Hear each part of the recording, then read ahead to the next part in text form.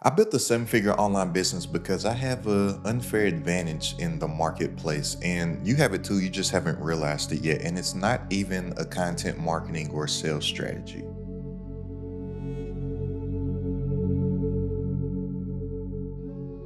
This video may be some of the most important stuff that I've ever said, and it's only going to take me about 5 minutes to break this down. So if you don't have 5 minutes to spare, by all means, feel free to click off of this and go watch some content strategy or marketing strategy or something like that. But it's not going to work for you until you realize this about yourself and tap into your untapped hidden potential and basically your superpowers.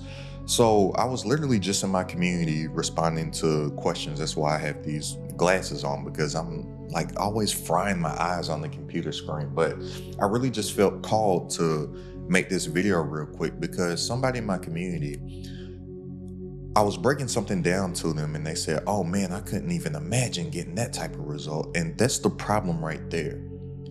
Nothing is going to work for you until you tap into your childlike imagination. Albert Einstein, he once said that imagination is more important than intellect, and it's so true. And think about when you were 7 years old, 8 years old, 9 years old, 10 years old. You felt like that you could do and achieve and become whatever and whoever it is that you wanted to be. As you started to grow up and you started to get realistic, all that stuff started to change. Why? You lost your superpowers. And imagination and expectations are humans' superpowers. I know this is a very controversial figure currently, so take away the man and listen to the message that I'm going to use as this example. Kanye West, he has a lyric on a song called Power. The song is on the album called My Beautiful Dark Twisted Fantasy, if you ever just want to take a listen to hear this lyric. But this lyric was so powerful because he said, "My childlike creativity and honesty is honestly getting crowded by these grown thoughts. Reality is catching up with me, taking my inner child. I'm fighting for custody." Right? He said, "My childlike creativity, honesty is honestly getting crowded by these grown thoughts." He's basically saying in that bar that all of his powers in his inner child, and he literally fights the world on a daily basis for it because they're just trying to take it.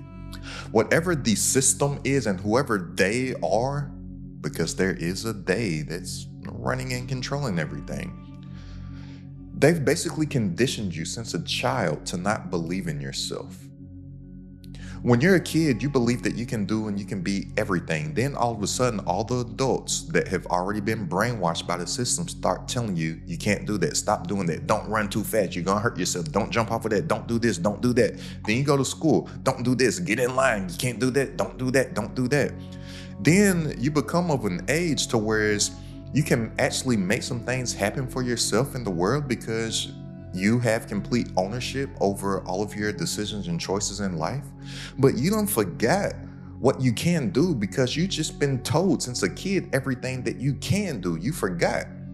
Therefore, you don't have any expectations to succeed and you don't have any expectations to win. And then people start saying stuff like, "Oh, well, don't have any expectations because if you don't expect anything good to happen, then you'll never be upset." Just little dumb sayings that people say to just cope in living a life that they don't want to live each and every single day when they've just signed up for the 40-40-40 scam. You know, work at least 40 hours a week for 40 years of your life to retire for 40% of your income. Haven't seen one person be successful at that yet. And yet people think that they're going to be successful and be able to live the life that they desire to live once they get old off of 60% less of their income when they can't even live the life that they want to live off of 100% of their income now. That doesn't even make sense. And then you're not going to have the energy to do the necessary things required to produce some income for yourself because you can't even get jiggy no more and your two-step is a little stiff because your hips are stiff and your hips are starting to lie. When you don't want your hips to lie, you want to be like Shakira. "I'm on tonight because my hips don't lie and I'm starting to feel it's right. Shake it out, shake it out. Ooh, baby, when you talk like that." Right? But that's where it lies. Your imagination and your expectations are your superpowers. So many people are preparing for a rainy day. And guess what? Since they expect that to happen, they don't even realize that they are bringing that into fruition. They don't realize that they are attracting that. They don't realize that they are bringing that from another dimension into this dimension. They don't realize that they're grabbing that from the ethos. Oh, let's prepare for a rainy day. And then when the rainy day happens, guess what? They're ready for the rainy day. And they're gonna have a lot of rainy days. Why am I getting so musical right now? Remember that song Ja Rule and Mary J. Blige? It's just those rainy days, feeling like I'm trying to wash away. But seriously, why not expect the good things to happen and prepare for the good things to happen? And what happens along the way is that you become a person that is deserving of the wins and the abundance that you are going to gain, because you're doing the necessary actions required on a day-to-day basis, because you are preparing for the win. You are preparing for the good things. You are preparing for the abundance that is going to flow into your life, because you are using your imagination to be able to visualize it.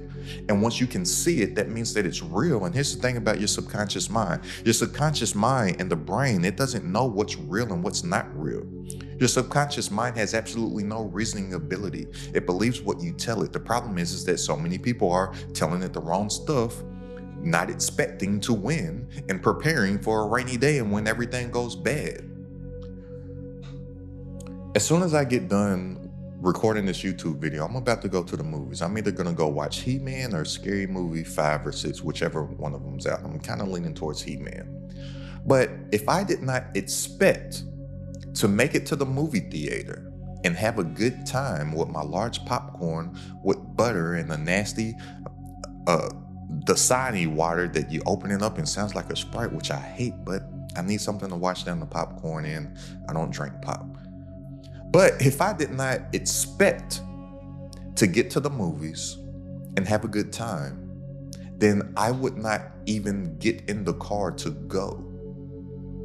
My brain wouldn't allow me to do it. Why? Because I don't think that I'm going to get there. That's the same exact thing on how it goes with your goals, your dreams, your aspirations, your dream life. And the quicker that you get to your dream life, the longer that you get to live it. Hurry up and get there. But that starts with you expecting to win. Somebody recently asked me, how do you get over the negative thoughts on if what you're working on doesn't work? I said, I don't. I literally do not have that thought. Because if I did not think that something was going to work, I would never even get to the point of taking the first step towards it, because my brain would automatically shut down all the ideation, all the brain power, all the focus on it, because I don't believe that I'm going to make it there. Just like if I did not think that I would make it to the movie theater today, and actually the order of operations here, I'm gonna go get a massage, then I'm gonna go to the movies, and then I'm gonna have Mexican food. I call it the triple M's. The perfect day to me, right? I can create something, then go get a massage, movies, Mexican food. But if I didn't even think that I would make it there, then I wouldn't even get in the car to go, because what's the point? I'm not gonna make it to the movie. That's how we have to treat our businesses. That's how we have to treat our content. That's how we have to treat our entrepreneurial endeavors. That's how we have to treat our product creation, our ideation, our productizing our knowledge. And that all starts with you tapping into your inner child. I'm so thankful for my parents, and I thank God for my parents on a daily basis. Not that they're perfect people, but they're the perfect people for me. My mama told me that I could be and do anything and be whoever I wanted to be as a child. I believed her. And she allowed me to have a voice and an opinion. I always thought that what I had to say mattered in the world, whereas most people don't think that nothing that I say or do matters. It just is what it is. My mama let me have an opinion. Sometimes she would get very upset at that. opinion that I had. And then I would bring it up to her and I'd be like, well, mama, you said I could talk and then I have an opinion on stuff. Right? My daddy told me, you're the coldest, baddest mofo walking. Guess what? I believed him. I'm very delusional. And that's something that I really think that you have to be to succeed as an entrepreneur and online, is that you have to be delusional. Because it sounds crazy to do some of the things that I've done. It sounded crazy to everybody else except for myself and my parents, which they were like, hey, didn't really know what you was doing, but we have confidence in you. So we like, hey, we rocking with them. It sounded crazy to them and everybody when I said, oh, I'm going to play Division I basketball, even though I have no scholarship offers, period, I'm going to make it happen. Went to junior college, wasn't happening. Then I took a year off and I recruited schools for an entire year.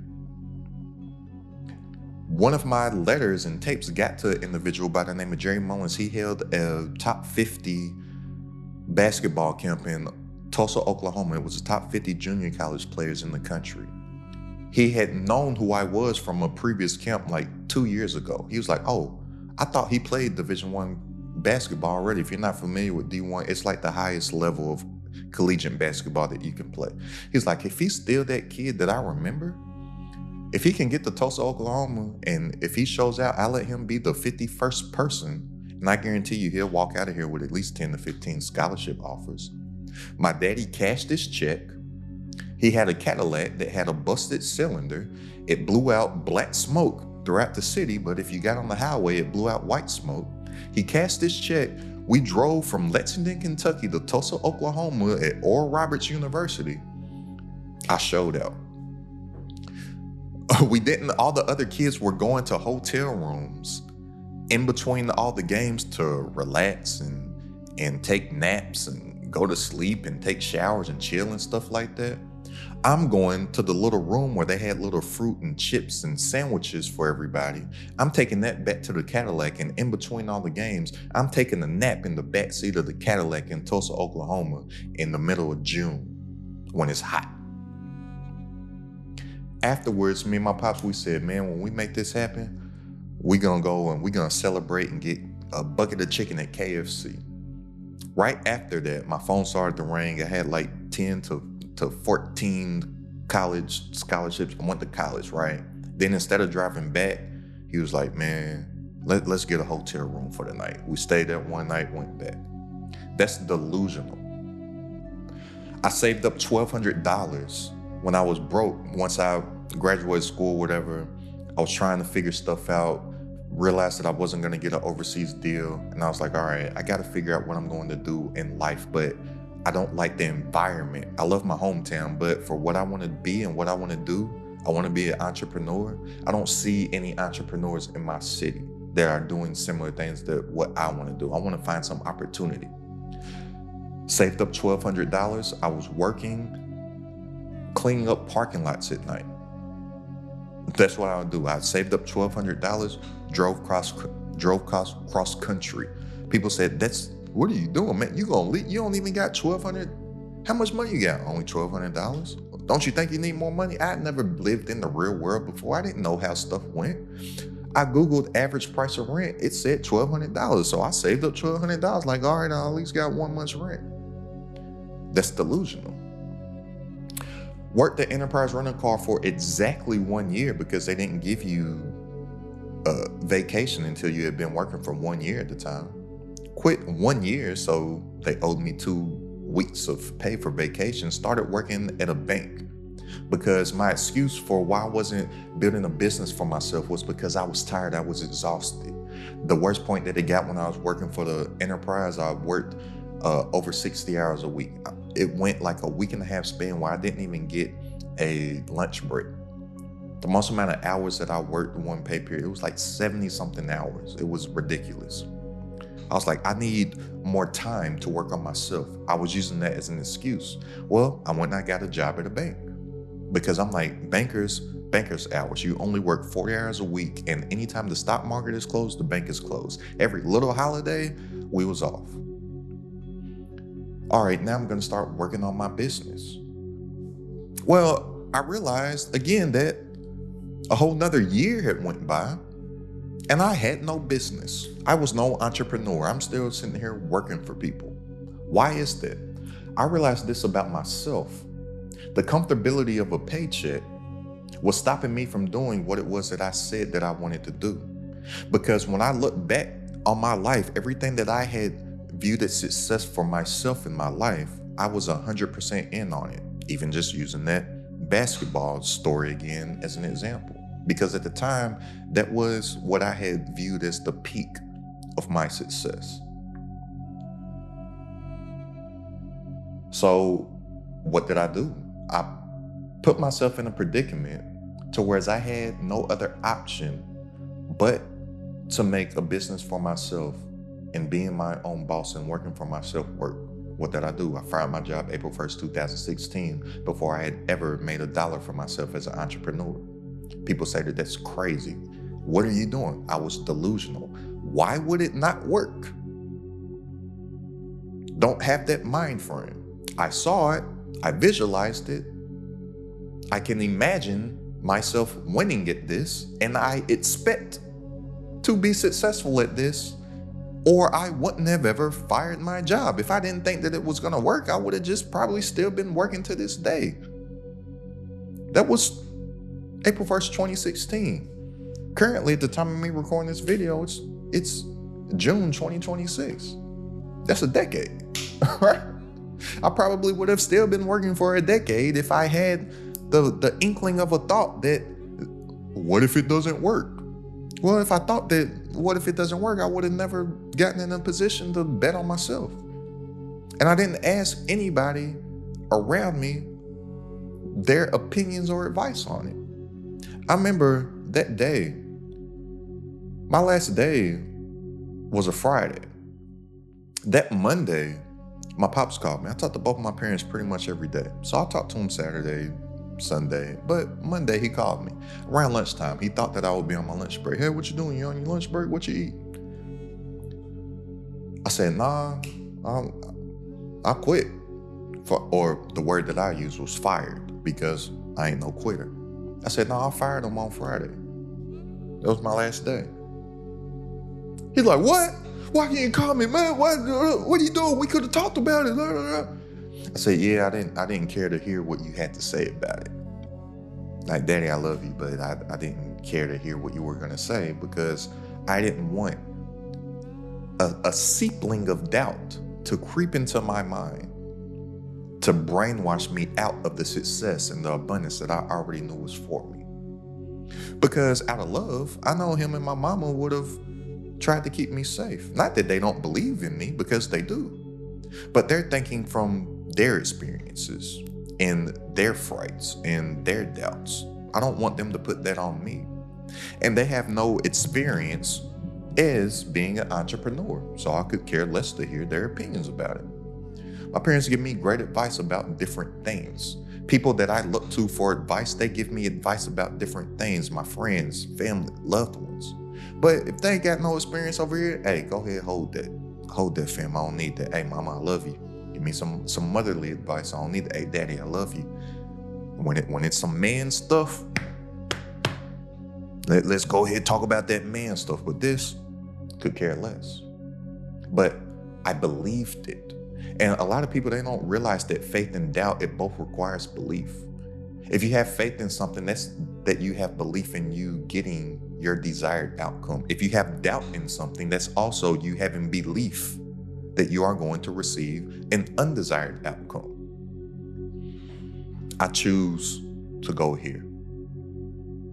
I choose to fight for my childlike imagination each and every single day, and I use my superpower of that imagination and my superpower of my expectation to do what I need to do on a daily basis with enthusiasm and with the right energy, because I know it's gonna work. And every single time I have a proverbial fail, I just know that that's another way that I figured out that doesn't work for what it is that I'm going to do. I don't have a plan B. My plan B is just another way to make my plan A work. And failure is such a beautiful thing also, because fail, F-A-I-L, simply just stands for finding an individual lane. The only way that you do figure out what does work is from figuring out what doesn't work. So if I attempt to do something and then it doesn't work, well, I'm like, okay, that didn't work. How about we go this way? And even right then, I said once I attempt, I didn't say when I try something, because that's something that I realized also that I need to cut out of my vocabulary. I don't try to do anything, I do. And you'll see that there's a huge difference between people that try and people that do. It ain't no try. And this goes back to the human mind and how it works. As soon as you say that you are going to try to do something, you immediately give yourself an out to fail.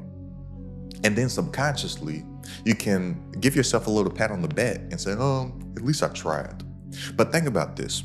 Every single thing to where you have 100% belief and conviction in every single atom and molecule of your body down to the bone marrow. When you believe that something's going to work, you never say that you're going to try to do it. You just say, I'm going to do it. I just said, I'm going to record this video. I didn't say I'm going to try to record a video. I'm going to go to the movies and go see He-Man. I've now made the decision to see He-Man over Scary Movie 5. I'm going to go see Scary Movie 5 tomorrow. But I'm not saying I'm going to try to go to the movies. I just say, I'm going to go to the movies. But what most people do, as soon as it comes to their goals, their aspirations, their dreams, what it is that they want to do, this word try starts coming out all the time. Yeah, I'm trying to do my thing. Well, I'm trying to do this content. I'm trying to put this offer together. I'm trying to do. You're automatically telling your subconscious mind, which is running everything, that you don't have belief that this is going to work. Therefore, you automatically shut down all the thought processes that would actually make it work. Your brain, it doesn't stop nonstop. Your brain is actually a success mechanism, just like a GPS. We put the address of where we have belief that we're going to get to, and then no matter what happens out there in the world and on the street, the GPS is going to find a way to get to your destination. This road's closed. It's going to take you somewhere else. Oh, there's a car wreck right here. It's going to give you another route. Oh, this road, it's flooded. It's going to give you another route. It might take a little longer, but you're still going to get there, right? That's how our brain is a success mechanism. As soon as you have that doubt, oh, I'm going to try to do it, it's not going to get you there, because what's the point? We're not going to get there anyways. But once you eliminate that word try from your vocabulary, stop making choices, because choices have options. Make a definitive decision, and the root word of decision is to cut off. Draw a line in the sand and stop negotiating with yourself, and stop going back and forth with yourself, and do whatever it is that you need to do to tap into that childlike imagination where all your confidence lies, where all your belief lies, where all your dreams and aspirations live. That's why I go to the movies so much. I loved it when I was a kid. That's why I'm going to see He-Man. I watched it when I was a kid. It's not my era, but my uncle watched it. My mama told me my uncle liked it, so when the reruns would be on, I would watch it. Why I have this Iron Man helmet right here. That's why sometimes I wear graphic t-shirts. That's why I listen to movies. That's why the other week I went to the park to swing. Guess what? It was still fun. And I promise you, the things that you like to do as a 10-year-old, if you just go do some of that stuff right now, you'll still enjoy it. You just forgot. Tap into that stuff to where you can use your imagination and actually see yourself winning. Visualize who it is that you want to be, your new identity. And then ask yourself, what would that person do on a daily basis? And would they do it confidently or not? And just start to become that person now. The be comes before the get. And then use your superpower of expectation, which only humans have on this planet. God blessed us with that. Use your expectation to expect to win. So you'll start to wire your subconscious mind to get on board with your conscious mind and start consistently doing the necessary things to win because you believe it's going to happen. That's the foundation to everything. And before you get that right up here, nothing that you consume on the how-tos of stuff is going to work for you because you don't believe that you are the person that it can work for. It ain't gonna work. Mindset's more important than skill set. But if you do believe in yourself, and if you are ready to build your income, impact, and influence online, and if you are ready to use YouTube as an engine to create a digital product selling system for yourself, and system stands for saving yourself time, energy, and money, then go ahead and click the link down in the description and join this Credit at the Top community, and I look forward to building with you. And go ahead and check out this video right here about how you can get the results that typically take someone a decade. You can get it in 10 months. It's Credit at the Top.